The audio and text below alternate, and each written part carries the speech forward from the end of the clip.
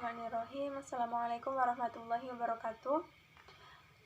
Kami dari kelompok 3 mata kuliah Ekonomi Politik Islam kelas 6H akan menerangkan isi makalah kami yang berjudul Konseptualisasi Ekonomi Politik Islam. Beranggotakan 3 orang, saya sendiri Dwi Nurul Fatwa dan rekan saya Gusti Satrialdi dan Firdayani Fatisa.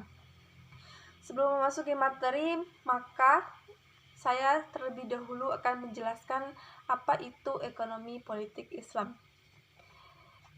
Ekonomi politik merupakan manajemen terhadap perekonomian dalam sebuah lembaga politik, baik dalam negara maupun institusi publik yang lebih kecil. Itu misalnya seperti kecamatan, kabupaten, provinsi, kota, dan lain sebagainya. Materi yang akan saya bahas, yang pertama ada konsep ekonomi politik Islam, dan yang kedua ada metodologi ekonomi politik Islam. Pembahasan pertama adalah konsep ekonomi politik Islam. Ekonomi Islam menurut Manan pada tahun 1992 adalah ilmu pengetahuan sosial yang mempelajari ilmu ekonomi rakyat yang diilhami oleh nilai-nilai Islam. Pengertian lain juga disebutkan oleh Haidal yang menjelaskan bahwa ekonomi Islam merupakan kumpulan dasar-dasar umum ekonomi yang disimpulkan Al-Quran dan Sunnah yang ada hubungannya dengan permasalahan-permasalahan ekonomi. Ketimpangan kesejahteraan sangat terkait dengan politik ekonomi yang mengacu pada interaksi antara aspek politik dan aspek ekonomi yang berpengaruh terhadap perekonomian di suatu negara. Dalam hal ini, pemerintah memiliki sejumlah cara dalam mempengaruhi perekonomian masyarakat. Permasalahan yang dihadapi oleh negara muslim tercermin dari lemahnya bargaining power atau daya tawar terhadap produk non-muslim yang ditunjukkan dengan rendahnya nilai ekspor negara-negara muslim terhadap negara muslim. Juga ditunjukkan dengan besarnya hutang, rendahnya kepedulian pemerintah terhadap ekonomi rakyat kecil, dan terlihat dari ketimpangan antara pendapatan rakyat yang kaya dan yang miskin. Tidak dapat dipungkiri bahwa lemahnya negara muslim dalam mengelola sumber daya ekonomi yang disebabkan karena gaya pemerintahan yang cenderung kaku dan lebih berorientasi kepada orang politik. Secara umum, konsep ekonomi politik adalah mengaitkan seluruh penyelenggara politik, baik yang menyangkut aspek proses maupun lembaga dengan kegiatan ekonomi yang dilakukan oleh masyarakat maupun yang diintrodusir oleh pemerintah. Istilah ekonomi politik selalu mengacu pada adanya interaksi antara aspek ekonomi dan aspek politik, sehingga konsekuensi yang harus dipertaruhkan ialah penguasaan dan kepemilikan yang ada sebagian besarnya adalah kepemilikan untuk sosial. Pertumbuhan ekonomi suatu bangsa dan negara merupakan upaya peningkatan kegiatan ekonomi dalam berbagai suatu sistem ekonomi tertentu. Sedangkan pembangunan ekonomi merupakan upaya pengembangan sistem ekonomi itu sendiri tanpa adanya kesepakatan tentang sistem ekonomi yang dianut, maka dapat lebih terbuka kemungkinan terjadinya perselisihan terhadap pendapat mengenai kebijakan ekonomi yang patut ditempuh dalam mengatasi berbagai persoalan-persoalan ekonomi mendasar yang dihadapi suatu bangsa dan negara. Kemudian materi kedua yang akan kita bahas adalah tentang metodologi ekonomi politik Islam. Sebelumnya adalah ada pengertian dari metodologi, yaitu metodologi adalah kajian tentang proses melahirkan teori yang bertujuan menjadikannya valid secara ilmiah. Tujuan dari metodologi adalah menganalisa proses melahirkan ilmu pengetahuan dan teori dan bagaimana membuktikan kebenarannya secara ilmiah. Kajian metodologi bukanlah tentang metode, teknik, proses, atau prosedur, tetapi metodologi mengkaji bagaimana kita bisa menjustifikasi dan menjelaskan hukum dan prosedur ilmiah dalam mengkaji alam dan manusia. Kajian metodologi akan menyediakan argumentasi, mungkin rasionalisasi yang mendukung berbagai preferensi yang diajukan oleh kelompok ilmiah terhadap aturan tertentu berkaitan prosedur ilmiah, termasuk juga yang berkaitan dengan pembentukan konsep, modeling, formulasi, hipotesis, dan menguji teori. Adapun landasan kebijakan pembangunan ekonomi diantaranya adalah tauhid, keadilan, dan keberlanjutan. Kemudian ditopang oleh 4 hal. Yang pertama ada tanggung jawab sosial, kebebasan ekonomi yang berbatas syariah, pengakuan multi ownership, etos kerja yang tinggi. Dan pilar pembangunan ekonomi Islam yaitu menghidupkan faktor manusia, pengurangan pemusatan kekayaan, restrukturisasi ekonomi publik, restrukturisasi keuangan, dan perubahan struktural. Secara terminologis, politik ekonomi adalah tujuan yang akan dicapai oleh kaidah-kaidah hukum yang dipakai untuk berlakunya suatu mekanisme pengaturan kehidupan masyarakat, sedangkan ekonomi politik Islam adalah suatu jaminan untuk tercapainya pemenuhan semua kebutuhan hidup pokok atau basic needs tiap orang secara keseluruhan tanpa mengabaikan kemungkinan seseorang dapat memenuhi kebutuhan sekunder dan tersiernya sesuai dengan kadar preferensi yang dimiliki sebagai seorang individu yang hidup dengan komunitas manusia. Baiklah, sekian dapat saya jelaskan, kemudian akan dilanjutkan oleh rekan saya, Gusti Satrialdi.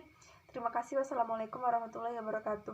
Assalamualaikum warahmatullahi wabarakatuh. Perkenalkan, nama saya Gusti Satrialdi, NIM 50118266, kelas Ekonomi Syariah 6H. Baiklah, di sini saya akan menyampaikan materi dari kelompok 3 atau kelompok kami yang berjudul Konseptualisasi Ekonomi Politik Islam, dan di mana saya akan menjelaskan bagian C dan D. Bagian C itu adalah prinsip-prinsip ekonomi politik Islam, dan yang D itu adalah fitur-fitur ekonomi politik Islam. Maka di sini saya akan menjelaskan bagian C, yaitu prinsip-prinsip ekonomi politik Islam. Salah satu karakteristik sistem ekonomi Islam adalah adanya tuntunan untuk lebih mengutamakan aspek hukum dan etika bisnis Islam. Dalam sistem ekonomi Islam terdapat suatu keharusan untuk menerapkan prinsip-prinsip syariah dan etika bisnis Islam. Secara filosofis, prinsip-prinsip ekonomi Islam tersebut mencakup atas prinsip ibadah, prinsip persamaan, prinsip kebebasan, keadilan, tolong-menolong, dan toleransi. Dan prinsip-prinsip tersebut merupakan pijakan yang sangat mendasar bagi penyelenggara semua lembaga keuangan syariah, baik bank maupun non-bank. Sedangkan etika bisnis Islam terkait dengan politik ekonomi Islam yang mengatur segala bentuk kepemilikan. Dan di atas tadi, semua nilai dan prinsip yang telah diuraikan di atas dibangunlah konsep yang memayungi semuanya, yaitu konsep akhlak. Akhlak menempati posisi puncak atau paling atas karena inilah tujuan Islam dan tujuan para dakwah para nabi, yakni untuk menyempurnakan akhlak manusia. Dan akhlak inilah yang menjadi panduan para pelaku ekonomi dan bisnis Islam untuk melakukan kegiatannya sehari-hari. Dan berikut nilai-nilai ekonomi politik Islam, yaitu berdasarkan satu, prinsip tauhid atau keesaan, yang kedua itu atau keadilan, dan yang ketiga itu nubuwah atau kenabian, dan yang keempat itu khalifah atau pemimpin, dan yang kelima itu ma'ad atau kembali. Dan saya akan menjelaskan bagian D. D yaitu fitur-fitur ekonomi politik Islam. Fitur ekonomi Islam adalah kegiatan merealisasikan pertumbuhan ekonomi dengan mengikut sertakan seluruh komponen bangsa. Sistem ekonomi Islam memainkan peranan penting dalam menyusun rencana pertumbuhan ekonomi yang proaktif dan jauh dari penyelewengan. Hal ini dilakukan dengan menerapkan dan mengamalkan ekonomi syariah melalui lembaga keuangan syariah, baik berupa bank, asuransi, pegadaian, maupun BMT, Baitul Mal dan Takwil. Dan fitur politik Islam adalah mengelola persoalan publik atau masyarakat yang sesuai dengan syariat Islam.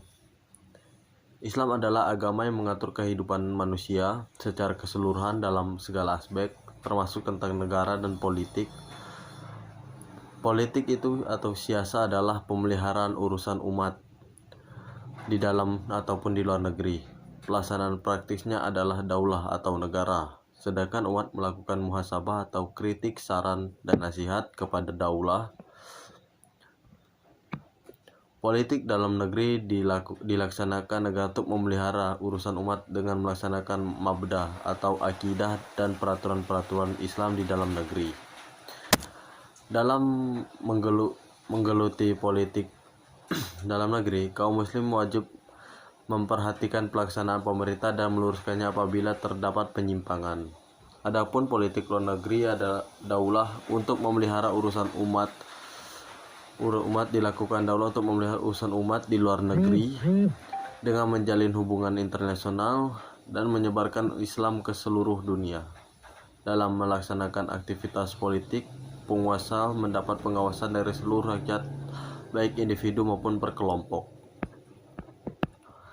Jadi, dapat disimpulkan bahwa fitur ekonomi politik Islam adalah sebagai penguat persatuan umat Islam dalam kemandirian ekonomi, karena perekonomian dunia belakangan ini dikuasai oleh paham kapitalis dan sosialis. Namun cita-cita ini sangat sulit diwujudkan mengingat besarnya kekuatan raksasa dari ideologi sekuler yang menghambat dan menghalangi dan menghancurkan sistem ekonomi melalui berbagai strategi seperti pendidikan, kebudayaan, ekonomi, kependudukan, politik, dan lainnya, sehingga melahirkan generasi yang hanya ingin menikmati hidup serba enak tanpa melalui kerja keras, serta tidak mempunyai sensitivitas terhadap persoalan sosial dalam jangka panjang. Baiklah, itu saja yang dapat saya sampaikan.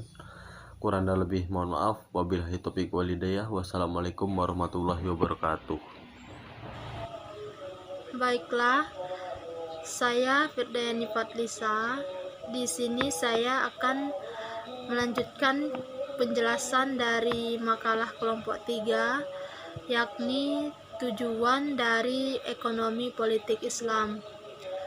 Tujuan dari ekonomi politik Islam yaitu untuk mensejahterakan dan menjamin tercapainya kebutuhan setiap individu secara keseluruhan, dan juga menjadi perangkat instrumen untuk menciptakan kehidupan yang lebih harmonis dan lebih baik lagi. Nah, untuk di era sekarang ini, di era globalisasi pada saat ini, perkembangan dari ekonomi politik Islam sangat berkembang pesat. Khususnya untuk di Indonesia, perkembangan dari ekonomi politik Islam sudah didukung juga oleh pemerintah, yakni dalam politik ekonomi yang berlandaskan nilai-nilai Islam. Kita bisa lihat contohnya seperti banyaknya bank-bank syariah dan juga banyaknya bisnis-bisnis syariah di Indonesia pada saat ini. Mungkin hanya itu yang bisa saya sampaikan. Mohon maaf kalau ada kekurangan dan kesalahan. Wassalamualaikum warahmatullahi wabarakatuh.